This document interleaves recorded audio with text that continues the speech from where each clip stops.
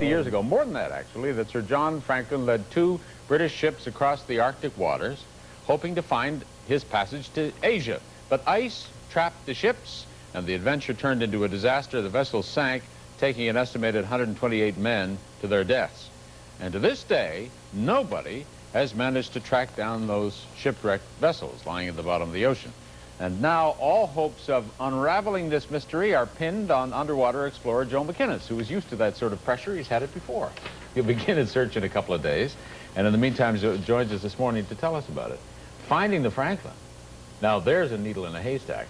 How do you feel you have a chance? Well, you've given a lot of optimism here. I think realistically we see this as a 3-year search. It took 5 years to find the Titanic. It took 3 years to find the Breadalbane, which we found in the Northwest Passage in 1980. 3 field seasons, and this is a very difficult task, but very important at this point for us to begin the search. We've got a good team, some wonderful Canadian technology, about 30 people across the country supporting it, so we're all pretty excited to start. In fact, you've got a brand new technology to work with, which makes it possible, really, for the first time, doesn't it? Yeah, it's a convergence of technologies, Keith. We have already had some work done by DND and the National Research Council. We knew where the general area was, and they very kindly flew some flights with aeromagnetic instruments on board their aircraft, and they defined some contacts near King William Island. Some iron or something iron signatures. This, both of the ships had Is that it there? Well, this is the kind of ultrasonic image that we'll be using, and in this particular picture, and it takes an expert to read this. Obviously. You can see a pipeline and a wreck and so on. So we'll have a guy up there who's very good at this kind of instrumentation. It's a Canadian invention, and really allows us a kind of acoustic window into the ocean, which is unusual. How do they get that picture? Now, that's taken by drilling through the ice, putting a small scanning head into the water at the upper part of the water column, and it spins around, and you're then looking. Here's a cross-sectional view, the shipwreck underneath, for example, the sonar head going down, the group of us, 6 of us in a small tent overhead, looking at a console at an acoustic image of the seafloor.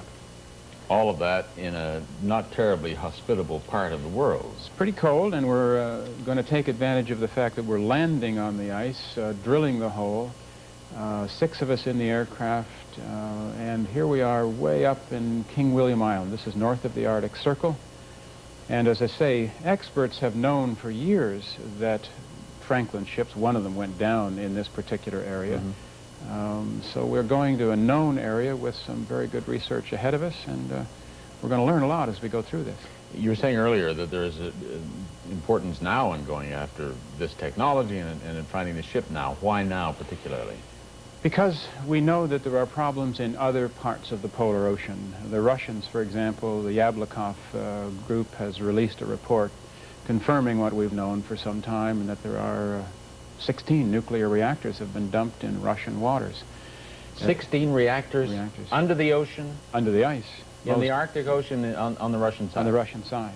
And their Arctic, like ours, is covered with ice most of the year. So what we're saying is, look, we will go up and we will use this technology, this convergence of technologies. We'll put together the team and the technology, and then we'll, at the end of this expedition, we probably won't find the ships this year, but we'll have the experience, and we'll say to them, look, you've asked for international help to relocate your sites and to image them and to begin the scientific studies. We'd like to be part of that, and here's what we can contribute.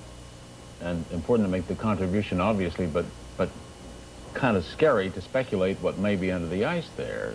In what way was it dumped, and do we know anything more about what is there? Well, we know for sure now. The Russians have released their own report. It's been translated in the last month or so into English, and we know now that over a period of 30 or 40 years, they used the island of Novaya Zemlya, the waters nearby the Kara Sea and Barents Sea, as a dump site. And there are at least 15 of these dump sites with reactors and drums, and they have to, and they've never inspected them. They've never gone back to see what the condition is. So we're saying, look, we can give you some assistance in doing that. I hope you can. Thank you for being with us. Nice to be here. We'll let you know what happens. Do so.